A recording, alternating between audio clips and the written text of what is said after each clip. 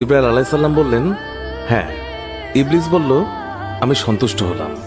হজরত হালিমা বর্ণনা করেন, শিশু মুহাম্মদ রাসূলুল্লাহ সাল্লাল্লাহু আলাইহি ওয়াসাল্লামকে আমার গৃহে আনার সাথে সাথেই রহমত বরকত প্রকাশ হতে লাগলো। এত পরিমাণ দুধ নির্গত হলো যে রাসূলুল্লাহ সাল্লাল্লাহু আলাইহি ওয়াসাল্লাম এবং তার দুধ ভাই একান্ত তৃপ্তির সাথে দুধ পান করে ঘুমিয়ে পড়তেন। আর উটনির দিকে চেয়ে দেখতে পাই সেগুলোর স্তন দুধে পরিপূর্ণ হয়ে গেছে। বিবি হালিমা বলেন, আমার স্বামী উটনির দুধ দহন করলেন এবং আমরা তৃপ্তির সাথে তা পান করে সারা রাত আরামে কাটালাম। দীর্ঘদিন পর এটাই প্রথম রাত্রি যাতে আমরা শান্তিতে ঘুমিয়ে পড়লাম। আমার স্বামী বললেন, হালিমা, তুমি খুবই ভাগ্যবান এক শিশু নিয়ে এসেছ। আমি বললাম, আমারও এটাই ধারণা, এই শিশু অত্যন্ত সৌভাগ্যবান।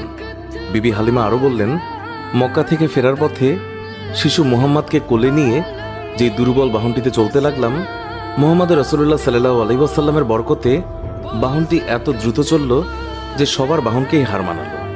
আমার সাথী মহিলারা আশ্চর্য হয়ে বলতে লাগলো, এটা কি সেই দুর্বল সওয়ারি যার উপর আরোহণ করে তোমরা প্রথম এসেছিলে? তারপর বাড়ি এসে দেখলাম সমস্ত বকরিগুলো দুধে পূর্ণ হয়ে গেছে, অথচ কিছুক্ষণ পূর্বে সেগুলো দুধ শূন্য ছিল। আমার গোত্রের লোকেরা তাদের রাখালদেরকে নির্দেশ দেয় যে তোমরাও তোমাদের পশু ওই জায়গায় চড়াও যেখানে হালিমার বকরি চড়ে, কিন্তু তা তো চারণ ক্ষেত্রের বিশেষত্ব ছিল।